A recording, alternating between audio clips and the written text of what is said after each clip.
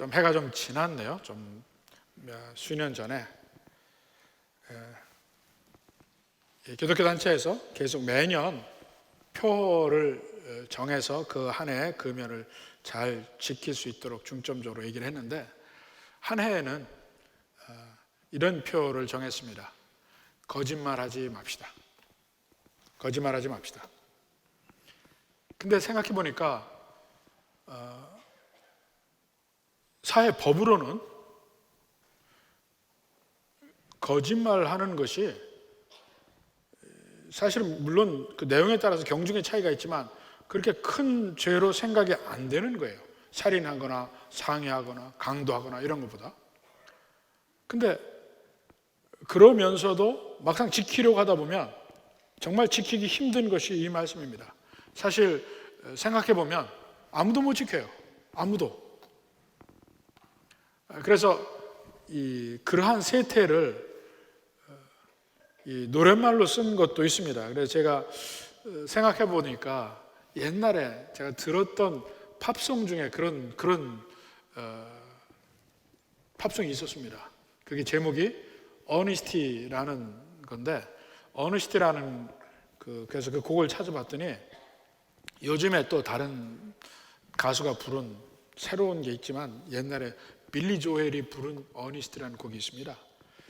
제가 부르지는 않겠습니다. 여러분의 귀를 위해서. 근데 가사는 보면 재미가 있습니다. 가사를 한번 띄워보세요. 자, Honest is such a lonely world라고 그랬어요. 이 정직함이 참 외로운 말이다. 왜냐하면 잘 지켜지지 않으니까. Such a lonely world. 그 다음에 Everyone is so untrue. 모든 사람이 진실되지 않아요. 그리고 또 세 번째 줄, Honesty is hardly ever heard. 정직한다는 게 주로 말로 되는 건데 그 말로 정직함이 나오는 것을 듣는 것이 거의 힘들다는 얘기예요. 나중에 한번 여러분 들어보십시오. 이게 사실은 연인을 향한 노래예요. 그러면서 나는 당신에게 진실을 원한다 하고 얘기하는데 일반적인 그 honest라는 말을 가지고 일반적인 얘기를 하는 거예요. 이 정직함은 정말 이 세상에 찾기 힘든 보석이고 없어요. Everyone is so untrue. 모든 사람이 다 거짓되니까. 그리고 들을 수 없는 말이니까. 오늘날에 보면 수없이 많은 말들, 약속들, 맹세들 깨집니다. 맹세한 말이 애초에 거짓이기도 하고 이 법적인 증언까지도 마찬가지예요. 그 법원에서 증언하는 거, 국회에서 증언하는 거 위증이죠, 위증. 아닌데 진짜라고 얘기하는 거. 여러 약속들, 서약들 깨집니다. 결혼 서약도 깨지고 하나님 이름으로 맹세하면서 또 안 지키고. 이 사회에 만연되어 있는 것이 거짓됨. 그리고 그 거짓됨이 드러나도 창피한 줄 모르는 사회까지 돼. 정치인들이 거짓말하는 건 어제 오늘 일이 아니지만 우리 국내적인 얘기를 해서는 또 좌냐 우냐 얘기하니까 그건 제쳐놓고, 얼마 전에 이 중국에서 한바탕 소동이 일어났습니다. 왜냐하면 이 우한에서 우한 폐렴이 일어났잖아요. 우한 폐렴이 일어났을 때 전체 우한이라는 도시, 그 1000만 이상이 되는 그 사람들이 사는 그곳을 봉쇄를 했습니다. 봉쇄를 하고 이 코로나 바이러스 걸린 사람들을 치료를 하는데 우리나라만큼 그렇게 자원봉사가 그렇게 잘 되지 않아요, 중국은. 근데 용감하게 나선 간호사가 있었습니다. 그래서 그 간호사가 부모가 반대해도 끝까지 가서 그 우한 지역에 가서 봉사를 했습니다. 이것이 매체 미디어에 보도가 되고 이 사람이 우한 폐렴의 영웅으로 나오고 이 간호사로서 거기서 일을 하다가 정말 목숨을 걸고 일을 한 것이죠. 일을 하고 나중에 결혼까지 합니다. 근데 얼마 전에 밝혀진 것이 이 사람의 경력, 이 사람의 간호사라고 하는 거 전부 가짜였어요. 그래서 충격적인 사실이 밝혀진 문제가 있습니다. 왜 그렇게 거짓이 만연할까요? 거짓이. 가짜 신분, 또 말을 한 거 지키지 않고 언제든지 번복할 수 있고. 우선 이 사회적으로 절대적인 선악이 인정되지 않는 사회가 됐어요. 상대주의, 또 주관주의. 내가 옳다고 생각하는 옳은 거야. 다른 사람이 내게 옳다 그러다 얘기하지 마라. 함께 어떤 공동체적 합의를 통해서 이렇다 얘기하는 것도 얼마든지 뒤집을 수 있어요. 이 법치라는 게 중요한 게 공동체 합의를 통해서 이것을 지키자 하고 지켜나가는 것이 법입니다. 그래서 법치가 제대로 되면 모든 사람이 예측 가능한 사회이기 때문에 평안해져요. 예측 가능하고 그리고 그 법이 있다는 걸 알고 하기 때문에 내가 그걸 어길 때 당연히 벌을 받는다는 걸 인정하기 때문에 불공평하다는 생각이 안 듭니다. 그런데 이제 법이 구부러지기 시작하는 거야, 법이. 그 문제가 생기는데도 나름대로의 논리를 가지고 내 논리대로 생각해서 아니다. 네 논리가 틀리다. 서로 견해가 틀린 거야. 진실이라는 게 뭐 존재나 하냐? 이런 식으로 사회가 바뀌면서 거짓에 대해서 상대적으로 거짓말이 드러나도 수치심조차도 느끼지 않아요. 그리고 무엇보다도 우리 예수 믿는 사람이 봐서 가장 근본적인 문제가 뭐냐면 인간은 애초에 태어날 때부터 거짓말쟁이라는 거예요. 성경에서 이야기하고 있습니다. 로마서 3장 10절. 기록된 바 의인은 없나니 하나도 없으며.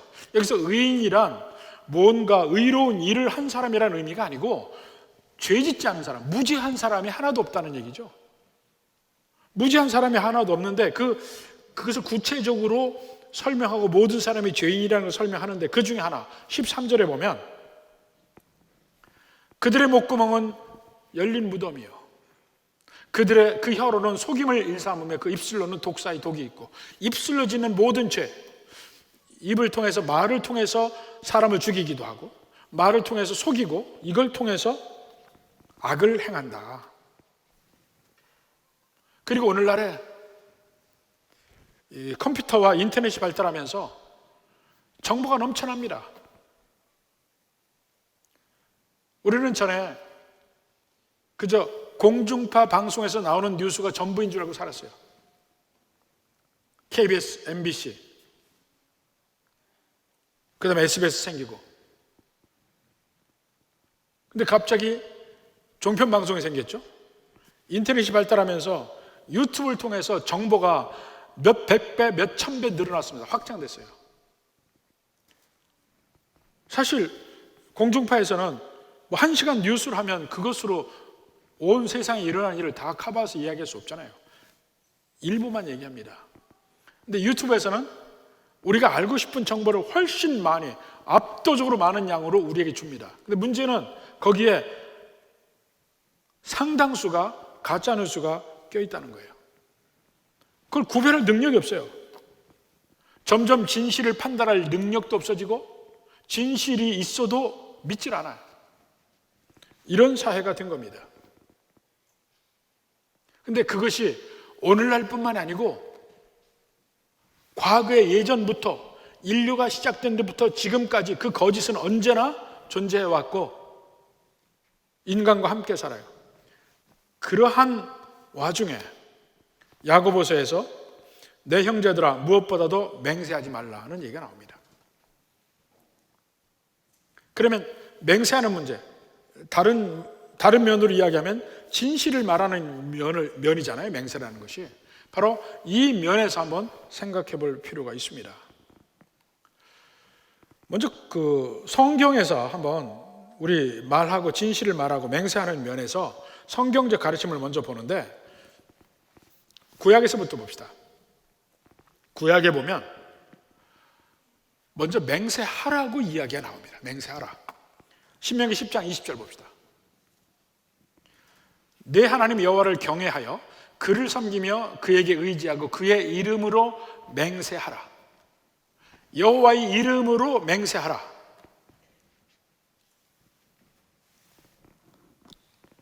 자, 꼭 여호와 이름으로 맹세한다는 얘기예요. 예레미야 12장 16절에 보면 그들이 내 백성의 도를 부지런히 배우며 살아있는 여호와라는 내 이름으로 맹세하기를, 자기들이 내 백성을 가리켜 바알로 맹세하게 한 것 같이 하면 그들이 내 백성 가운데 세움을 입으려니와. 무슨 말이냐면 이 이스라엘 백성들이 옛날에는 여호와 이름으로 맹세를 했어요. 그런데 바알 신이 들어오면서 바알의 이름으로 맹세하게 한 겁니다. 그렇게 하지 마라. 예레미야에서는 그렇게 하지 마라. 여호와 이름으로 맹세를 하라 하고 가르치고 있는 거예요. 여호와의 이름으로 맹세하라. 왜 그럴까요? 여호와만이 믿을 만한 분이니까, 여호와만이 전능하신 참된 신이니까 여호와 이름으로 맹세하라고 얘기한 겁니다. 또 하나는 그 맹세하라고 하고 그 맹세한 것은 지키라고 이야기해요. 자, 레위기 19장 12절 봅시다. 너희는 내 이름으로 거짓 맹세함으로 내 하나님의 이름을 욕되게 하지 말라. 자, 여호와 이름으로 맹세하라고 얘기했습니다. 그리고 그 여호와의 이름으로 맹세를 했으면 지켜라. 맹세한 것은 지켜라. 자, 민수기 30장 2절도 마찬가지입니다. 사람이 여호와께 서원하였거나 결심하고 서약하였으면 깨뜨리지 말고 그가 입으로 말한 대로 다 시행할 것이니라. 여호와께 맹세한 것이면 지켜라. 신명기 23장 21절도 내 하나님이 여호와께 서원하거든 갚기를 더디하지 말라. 내 하나님 여호와께서 반드시 그것을 내게 요구하시리니 더디면 그것이 내게 죄가 될 것이라. 사사기에 보십시오. 입다가 전쟁에 나가면서 서원하죠. 하나님 앞에. 하나님께서 이 전쟁을 이기게 하시면 내가 집에 돌아올 때 제일 먼저 나오는 것을 하나님께 드리겠나이다. 어쩌면 아마 집에서 기르는 개가 나올 줄 알았는 거지. 근데 하필이면 사랑하는 딸이 나왔습니다. 맹세한 것은 지켜야 되기 때문에 어쩔 수 없이 그 딸을 하나님께 제물로 드리는 장면이 나와요. 또 이스라엘 백성들이 여호수아 시대에 가나안 땅을 정복합니다. 그럴 때 먼 곳에서 온 것 같은 사람들이 있어서 그들과 서로 불가침 조약을 맺습니다. 내가 너희를 해하지 않겠다. 알고 보니 그 사람들이 바로 예루살렘에서 얼마 떨어지지 않은 기브온 사람들이에요. 그래서 그들을 여러 종으로 부리기는 했지만 그들을 죽이진 않습니다. 여호와 앞에서 맹세한 거기 때문에. 근데 나중에 사울 왕이 그들에게 해코지를 했습니다. 죽였습니다. 그리고 나서 이스라엘에 3년 기근이 들죠. 하나님께 묻습니다. 이 기근이 무슨 일입니까? 바로 기브온 사람들에게 대한 사울 왕의 죄 때문이라. 맹세한 걸 안 지켰어요. 맹세를 깨뜨렸어요. 결국은 그 죄값을 사울의 후손들이 죽음으로써 죄값을 치릅니다. 그렇게 해서 해결됐잖아요. 신명기 23장 얘기가 그냥 적용이 된 겁니다. 그래서 구약에 보면 특히 믿음의 공동체에서 맹세한 것은 지키는 것이 반드시 필요했습니다. 그리고 맹세를 하게 해요. 하나님의 이름으로 맹세를 하겠습니다. 여호와 하나님의 이름으로. 그러면 그것은 반드시 지켜야 되는 것이고, 이것이 그 구약의 믿음 공동체가 제대로 기능하는 데 중요한 한 부분이었어요. 근데 인간이 하나님의 말씀을 지킨다고 할 때 꼭 그걸 무효화시키는 일을 합니다. 여호와 이름으로 맹세하고 맹세한 것은 지키라. 그러니까 그 다음에 그 성경에 나오는 모든 명령을 실제로 어떻게 지킬 것인가 하는 것을 공동체에서 만들었습니다. 이스라엘에서. 그 만드는 전통을 장로유전이라고 성경에 나오고, 그것을 보통 oral tradition이라고 합니다. 근데 그 성경은 하나님의 쓰여진 말씀이죠. written word of God이에요. 근데 그 하나님의 말씀을 잘 지키기 위해서 여기에 더 구체적으로 적용해 놓은 것이 oral tradition, 장로유전입니다. 근데 그것이 구전되어서 전통으로 내려오다가 어느 순간에 그것을 글로 써야 될 필요성을 느꼈습니다. 그래서 글로 쓰고 글로 남겨놓은 것을 미시나라고 그래요. 미시나에 보면 맹세에 관해서만 완전히 한 챕터가 있습니다. 이러이러한 맹세는 꼭 지켜야 되고 이러이러한 맹세는 안 지켜도 되고, 이걸 적어놓은 한 챕터, 방대하게 가르치고 있습니다. 그러니까 내 이름을 걸고 맹세한다, 우리 부모님의 이름을 걸고 맹세한다, 이런 거는 안 지켜도 된다. 여호와의 이름으로 맹세하는 것이 아니니까. 이런 얘기들이 거기 써 있어요. 근데 이게 잘 생각해 보면은, 물론 세부적인 법적인 기술적인 문제에서는 안 지켜도 되지만, 이 사람이 맹세하고 있잖아요, 다른 사람에게. 그러면 그런 법을 모르는 사람들이 대부분인데, 이 사람들에게 내 이름으로 내 생명을 걸고 맹세할게 하고 얘기를 해놓고, 상대편은 그렇게까지 맹세를 했으니까 지킬 걸로 이해하잖아요. 근데 맹세하는 그 사람의 마음은 이거는 미시나에 보니까 안 지켜도 되는 거야. 그 다음에 안 지켜요. 그리고는 그 사람에게 얘기합니다. 이거 미시나에 봐라, 이건 안 지켜도 되는 거야. 결과적으로 어떻게 됩니까? 사기죠, 사기. 그러니까 기술적인 문제로 실제의 법의 정신을 왜곡하는 것. 이게 오늘날에도 만연되어 있습니다. 법치주의는 기본적으로 법치주의를 잘 살리면 좋은 거예요.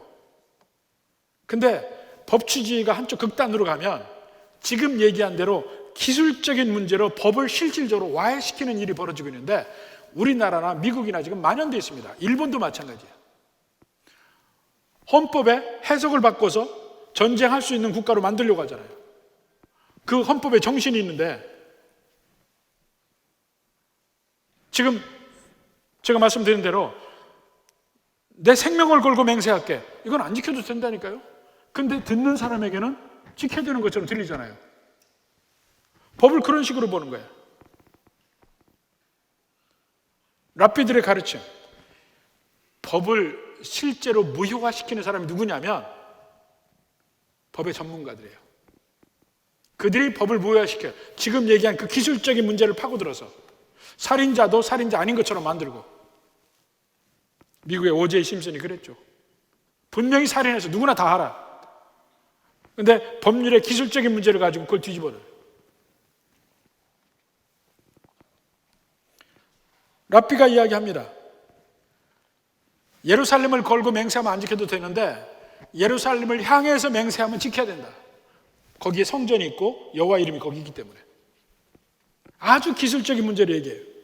그러면 일반인들이 들을 때 예루살렘을 걸고 맹세하는 것과 예루살렘을 향해서 맹세하는 것과 차이를 어떻게 알 수 있겠어요? 가장 대표적으로 또 한 사람, 미국의 클린턴 대통령이 있었습니다. 클린턴 대통령이 대학생 때 마리화나를 했다는 것을 고백했어요. 그래서 막 언론에서 난리가 났어요. 젊어서 마리화나를 했다고. 그러니까 클린턴 대통령이 뭐라 했냐면, 나는 마리화나를 피워봤지만 인헤일은 하지 않았다 그랬어요. 인헤일 이렇게 들이마시는 거예요. 왜 그가 그 말을 하냐면 법 문구에 그렇게 됐어요. 마리화나를 뭐가 불법이냐면 마리화나를 인헤일하는 것이 불법이다 이렇게 표현되어 있어요. 들이마시는 게 불법이다.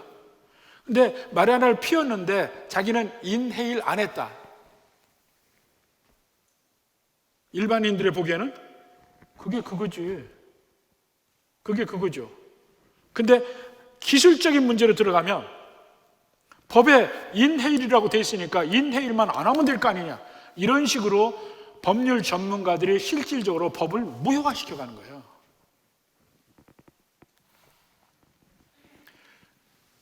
그렇게 하나님을 믿는 백성이라는 이스라엘 백성들이 하나님의 말씀을 소위 장로유전이라는 걸 통해서 실질적으로는 무산시켜 놓는 거예요. 계속 하나님의 법을 무효화시켜 놓고 있어요. 이런 과정에 예수님의 말씀이 나옵니다. 마태복음 5장 33절부터 봅시다. 33절. 또 옛사람에게 말한 바 헛 맹세를 하지 말고 내 맹세한 것을 주께 지키라 하였다는 것을 너희가 들었으나 구약에 나왔죠. 맹세한 것은 반드시 지키라고 하였으나 나는 너에게 이르노니 도무지 맹세하지 말지니 하늘로도 하지 말라 이는 하나님의 보좌이며 땅으로도 하지 말라 이는 하나님의 발등상이며 예루살렘으로도 하지 말라 이는 큰 임금의 성이며 하나님의 성이라는 거죠. 내 머리로도 하지 말라 이는 내가 한 터럭도 희고 검게 할 수 없음이라. 하나님 하시는 겁니다. 이게 뭡니까? 자꾸 랍비들이 또는 미시나에서 여기에 걸고 맹세하면 지켜야 되고 여기에 걸고 맹세하면 안 지켜도 되고 이걸 자꾸 구분을 해놓는 거예요. 엄청나게 많게 일반 사람들은 알지도 못하는데 예수님이 하시는 말씀은 뭐냐면 어디에 걸고 이야기를 하든 거기에는 하나님이 안 계시는 거예요. 이 세상 천지만물이 다 하나님의 창조물인데 어디에 걸든 심지어는 네 목숨을 걸든 그건 하나님께 아니냐 이거예요. 네게 아니지. 터럭을 네가 한 톨이라도 희게 검게 할 수 있느냐? 하나님이 하시는 일이지. 모든 창조가 하나님의 것이기 때문에 우리가 이 세상에서 어떤 걸 걸고 맹세한다 하더라도 하나님을 거는 것과 똑같은 거라는 겁니다. 맹세는 맹세야. 기술적으로 자꾸 이건 유효하고 이거는 안 지켜도 되고 그렇게 얘기하지 말라는 겁니다. 또 다른 면에서 마태복음 23장 16절 화 있을진저 눈먼 인도자여 너희가 말하되 누구든지 성전으로 맹세하면 아무 일 없거니와 성전에 금으로 맹세하면 지킬진자 하는도다. 이게 무슨 차이가 있냐고요. 어리석은 맹인들이 어느 것이 크냐? 그 금이냐? 그 금을 거룩하게 하는 성전이냐? 또 너희가 또 이르되 누구든지 제단으로 맹세하면 아무 일 없거니와 제단 위에 그 위에 있는 예물로 맹세하면 지킬지라. 이것도 구별의 의미가 없다는 얘기입니다. 그러므로 제단으로 맹세하는 자는 제단과 그 위에는 모든 것으로 맹세하며 성전으로 맹세하는 자는 성전과 그 안에 계신 이로 맹세하며 어디도 하나님을 벗어날 수 있냐는 거예요. 하늘로 맹세하는 자는 하나님의 보좌가 그 위에 앉으신 이로 맹세함이니라. 하나님을 벗어날 길이 없어요. 뭘 가지고 맹세를 하든 간에. 그러한 예수님의 가르침과 그러한 사회적 배경 속에서 야고보서에서 이야기합니다. 12절에 내 형제들아 무엇보다도 맹세하지 말라. 예수님도 맹세하지 말라. 야고보서 이야기하는 건 뭡니까? 예스면 예스, 노면 노 그렇게 얘기하라. 그게 무슨 말입니까? 있는 그대로 진실되게 얘기하라는 거예요. 그럼 맹세하지 말라는 것과 진실되게 말하는 것과 그 관계가 어떤 걸까요? 구약에는 여호와 이름으로 맹세하라고 하고 그 맹세한 걸 지키라고 했는데 신약에서는 예수님 말씀도 그렇고 야고보서도 그렇고 맹세하지 말라고 그래요. 이 둘의 관계가 어떻게 되느냐는 거예요. 자, 이것을 설명할 때 굉장히 중요합니다. 성경 전체를 이해하는데 굉장히 중요한 개념이 계시의 점진이라는 표현이 있습니다. 계시의 점진. Progressive nature of revelation이에요. 계시의 점진. 이게 무슨 말이냐면 성경 전체는 통일성을 가지고 있습니다. 처음부터 끝까지 동일한 하나님의 말씀이기 때문에 서로 반대되거나 부딪히는 말씀이 없다는 얘기예요. 근데 구약에는 분명히 맹세하라고 했고 신약에는 맹세하지 말라고 했는데 그게 어떻게 서로 하모니를 이루느냐 이겁니다. 그 통일성에 어떤 특징이 있냐면 유기적 통일성이라는 특징입니다. 유기적 통일성. Organic Unity라고 그래요. Organic Unity. 그 Organic Unity라는 의미가 뭐냐면 사과 씨가 있잖아요. 사과 씨를 땅에 심으면 그 씨가 터지고 자라나서 점점점 나무가 되고 나무가 자라나서 시간이 흐르면 사과 열매가 맺히잖아요. 그 사과 씨에서부터 사과 나무, 가지, 열매까지 모든 관계가 유기적 통일성이라고 합니다. 본질상 같은 거예요. 모양은 다르게 보이지만 본질상 같은 거예요. 그것을 유기적 통일성이라고 합니다. 그러면 하나님의 말씀에서 유기적 통일성은 뭐냐면 처음에 창세기부터 나오는 하나님의 말씀은 마치 사과 씨와 같아요. 사과 씨와 같아. 보면은 여기 사과가 안 보여요. 그렇지만 사과의 모든 본질이 사과 씨에 다 있습니다. 근데 시간이 흐르면서 점점 그 계시가 마치 사과 씨가 자라나서 나무가 되고 나중에 열매가 맺고, 이것은 신약 끝까지 가는 거예요. 열매가 맺고, 이 과정이 계시의 점진을 통해서 볼 수 있다는 얘기입니다. 그러면 차이가 뭐냐면 사과 씨에서는 사과가 안 보이잖아요. 그러나 본질이 그 안에 있어요.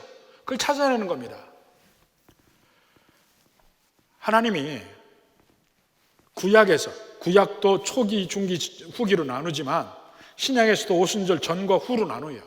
근데 그 시간적 흐름을 통해서 하나님의 똑같은 계시가 처음에는 제한적으로 희미하게 보여요. 제한적으로 희미하게, 시간이 흐를수록 점점 밝게 보이기 시작해서 신약에 와서는 완전하게 하나님의 계시가 다 보입니다. 그러니까 하나님의 참뜻이 어디에 있느냐? 그런 대부분이 신약 성경에서 봐야 돼요. 하나님의 참뜻은 신약 성경에서 나옵니다. 그러면 맹세한다는 면에서 하나님의 참뜻은 어디에 있어요? 맹세하지 말라. 그리고 예는 예로, 아니면 아니로, 그냥 그렇게만 얘기하라. 진실되게 얘기하라는 거예요. 이게 밝게 보이는 하나님의 말씀입니다. 그런데 구약에서는 배경이 뭡니까? 애초에 악한 세상이에요. 악한 세상. 악한 세상에서 제한적으로 희미하게 하나님의 뜻이 표현됩니다. 그게 뭐냐면 맹세를 하고 맹세한 건 지키라예요. 모든 말이 입만 열면 거짓말이야. 전부 다 입만 열면 거짓말이야. 그 중에 맹세를 하고 맹세한 건 지키라. 적어도 그 부분만은 하나님의 자녀처럼 행동하고 생활하고 말하라는 거예요. 하나님의 품성 중에 하나님은 거짓이 없으십니다. 하나님이 말씀하시면 반드시 그대로 됩니다. 하나님이 약속하시면 반드시 그대로 돼요. 그래서 성경은 짝이 있다고 이야기합니다. 짝이 뭡니까? 한쪽에서는 하나님이 이렇게 되리라 하고 얘기했어요. 그럼 그 다음에는 그렇게 되었다라는 말이 나와요. 그게 짝이 있다는 말이에요. 되리라, 되었다. 하나님 말씀은 절대로 거짓이 없고 변하는 것도 없고 그대로 됩니다. 그런데 하나님의 백성은 그 하나님의 품성을 닮아가는 거예요. 닮아가는데 처음에는 완전히 거짓으로 사는 삶이에요. 그래서 1차적으로 어떻게 하냐? 맹세를 해. 그리고 맹세한 거는 지켜. 그 부분에서는 변화되는 거죠. 맹세를 하고 맹세한 건 지켜요. 그런데 점점 계시의 점진을 통해서 완벽하게 하나님 뜻에 나타날 때는 보면 맹세하지 마.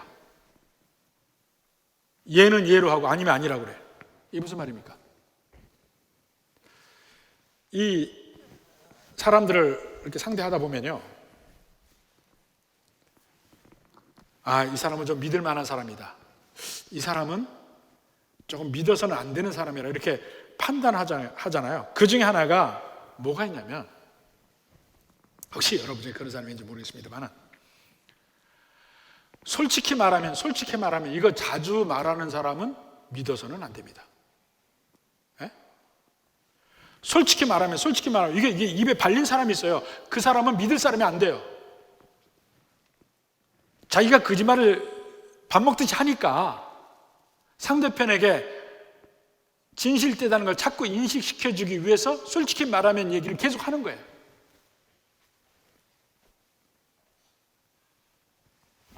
맹세를 한다는 얘기는, 맹세하지 않은 것은 거짓이라는 게 전제로 깔려 있습니다. 그러니까 인간이 아예 거짓의 바닷속에 산다는 것을 하나님이 아시기 때문에 처음에 계시의 초기에는 맹세를 하고, 맹세한 건 지키라고 얘기하는 거예요. 그렇지만 그 계시가 점점 어두웠던 것이 밝히 보여지는 신약 시대 와서는 맹세하지 말라. 다른 말로 얘기하면 모든 말이 맹세한 것과 똑같아져야 돼요. 그럼 맹세가 설 자리가 없죠. 하는 말마다 진실된 말만 나와야 돼. 얘는 얘라 하고 아니면 아니요는 아니요라고 나와야 됩니다. 진실되어야 합니다. 언제나 사실만 얘기해. 언제나 진실되게 상대편에게 누구든지 대해야 돼. 그게 하나님의 뜻이고 그것이 하나님의 품성입니다. 내가 진실되게 살지 않으면 하나님이 약속하신 말씀도 믿어지지 않아요. 묘하죠? 하나님이 약속하신 말씀은 믿어지지 않아요. 언제든지 변할 수 있다고 내게 느껴지는 거예요. 내가 하나님의 품성을 닮은 대로 살면 그러한 면에 하나님의 품성이 내가 믿어져요. 그게 축복입니다. 사실 하나님 뜻대로 살 때 그만큼 내게 축복이 있는데, 그게 뭐냐? 하나님의 그 면의 품성이 내게 와서 닿아요. 믿어져요. 그럴 것 같아. 거기에서 더 우리의 신앙이 강건해지는 거거든요. 그게 진실돼야 합니다. 모든 면에. 근데 이것이 좀 우리 실제 생활에 적용할 때는 한번 좀 생각해 볼 면이 몇 개가 좀 있습니다. 크게 두 가지를 나눠서 얘기하는데, 첫째로, 그러니까 사실만 말하라. 사실만 말하라. 진실만 말하라. 거짓은 이게 입에 담지 말라는 겁니다. 그럴 때 지금 맹세하지 말라는 말을 생각해 보면 어떠한 종류의 맹세도 하지 말라는 말인가? 서약, 서원 이런 거 하지 말라는 얘기냐. 이 면에서 이 종교개혁 직후에 개신교 안에서도 의견이 갈라졌습니다. 자, 종교개혁 때 로마 천주교에 대해서 개신교가 나왔습니다. 근데 개신교와 로마 천주교의 가장 큰 차이가 뭐냐면 성경의 권위에 관한 것이에요. 로마 천주교는 교회와 성경을 같은 권위로 봅니다. 그러면서 교회가 성경을 해석할 권한이 있다고 얘기해요. 더 구체적으로 얘기하면 교황이 성경을 해석할 권한이 있다고 얘기합니다. 그러니까 같다고 얘기하자면 기능적으로는 교황이 성경보다 위에요. 그러니까 그런 배경 속에서 면죄부도 팔 수 있는 거예요. 교황의 말이 성경보다 위니까.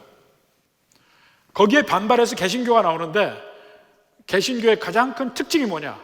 오직 성경으로 해요. 교회가 아니고 성경의 권위가 가장 먼저예요. 그래서 어찌하든지 성경을 다시 보기 시작한 겁니다. 성경 뜻대로 하자.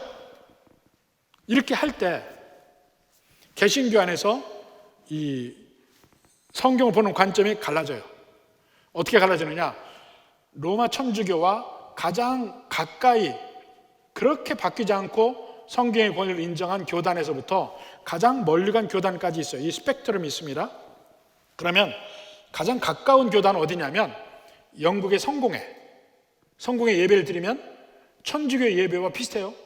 그리고 독일의 루터교, 비슷합니다.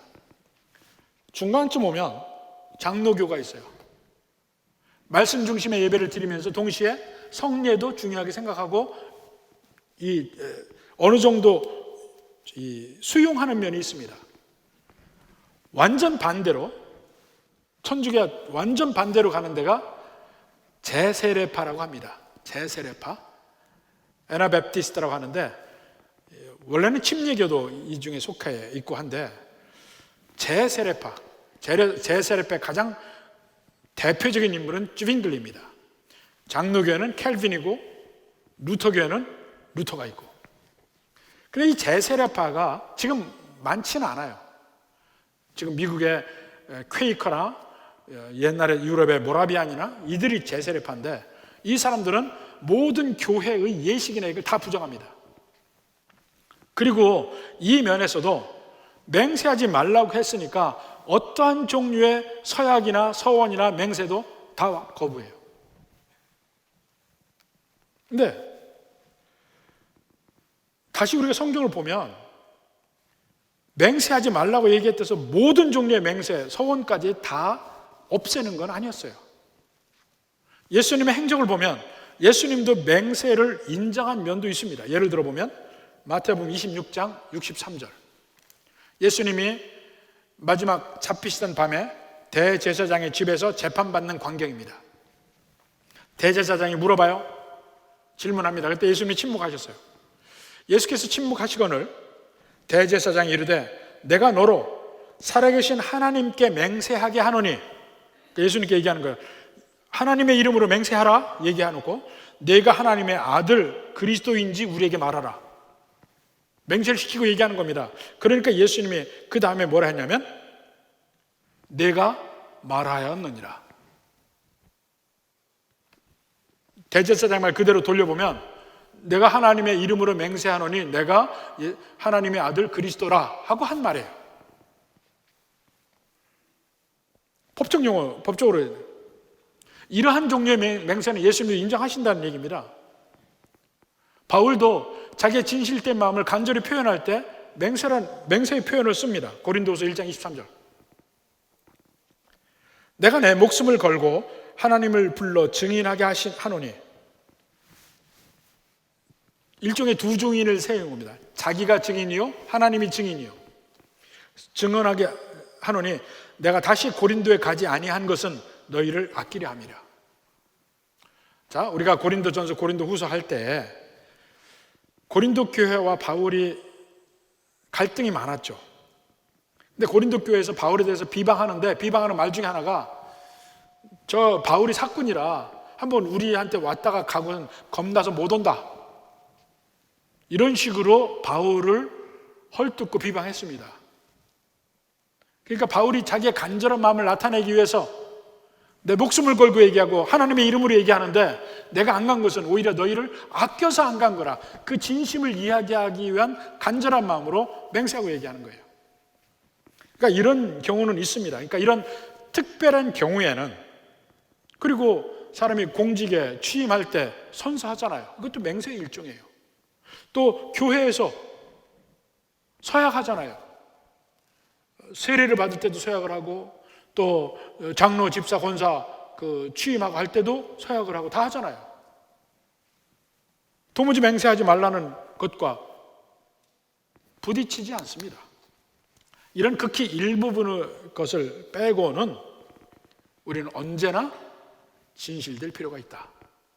이걸 하나 얘기하고, 또 두 번째로 우리가 진실되다고 해서 모든 사실을 다 드러내고 얘기하는 것은 아니라는 거예요. 그 영어에 이런 표현이 있습니다. naked truth라는 말이 있어요. 발가벗겨진 진실.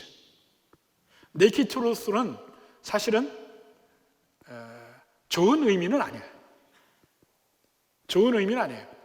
그러니까 진실이라고 해서 모든 면에 밝히 보여지는 것이 선한 것은 아닙니다. 우스갯소리를 더 이야기하면 진실되다 해서 여자분들이 항상 생얼로만 나와야 되는 건 아니잖아요. 사람들 앞에서 뭔가 그리고 좀 더 예뻐 보이게 하려고 하는 것이 거짓된 건 아니잖아요. 성형까지 가면 조금 더 생각을 해봐야 되겠습니다만은, 한국 사람들 때문에 천국 들어갈 때 좀 문제가 된다고 하죠. 못 알아봐서 네가 그 사람이냐? 지옥불도 좀 문제가 된다며. 아무리 불을 높일 때도 한국 사람들이 들어가면 시원하다고 있다고 하니까. 우스갯소리지만 이 뭔가 좀 더 좋게 보이려고 하는 마음, 그것까지 다 거짓되다고 얘기할 수는 없는 것입니다. 그리고 우리가 마음속에 느끼는 게 있잖아요. 모든 관계에서 서로 느끼는 거를 있는 그대로 다 얘기한다면 우리 모든 관계가 다 깨집니다. 우리 마음속에 있는 것을 다 드러낼 필요는 없어요. 혼자서 삭힐 수도 있고 마음속에서 해결할 수도 있고, 그래야 좀 더 나은 관계와 나은 공동체를 유지할 수 있습니다. 전에 보석에 대해서 얘기할 때도 얘기했죠. 보석이 아름답고 영롱하지만 자세히 현미경으로 보기 시작하면요, 그 보석에 전부 금이가 있고 그 속에 티가 있고 다 그렇습니다. 가장 맑은 것 중에 하나가 다이아몬드인데, 다이아몬드도 그 속에 완전히 투명한 다이아몬드는 찾기 대단히 힘들어요. 우리에게서 진실도 마찬가지입니다. 보석 따로도 해야 됩니다. 상대편의 진심을 내가 알고 싶어. 어느 정도 이상의 진심까지 알려고 할 필요는 없습니다. 서로의 관계를 존중한다는 의미에서 내가 상대편에게 신뢰를 줄 만한 삶과 말을 할 필요가 있어요. 모든 관계에서 진실과 진심이 의심되는 순간부터 그 관계는 깨지는 겁니다. 관계가 있어야 되는데, 우리의 모든 신앙생활의 핵심은 관계입니다.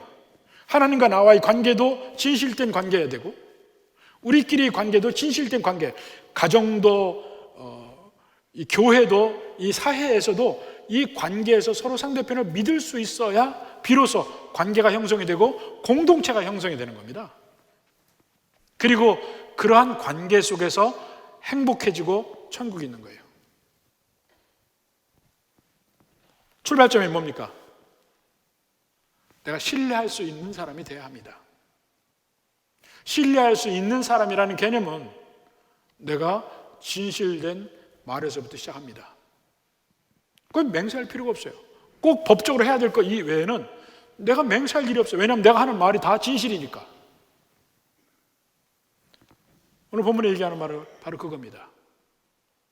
우리 공동체 안에서, 우리 모든 관계에서 서로 진실된 삶과 진실된 말을 통해서 진정한 천국의 간구에 이루어지고 공동체가 되기를 주님의 이름으로 축원합니다.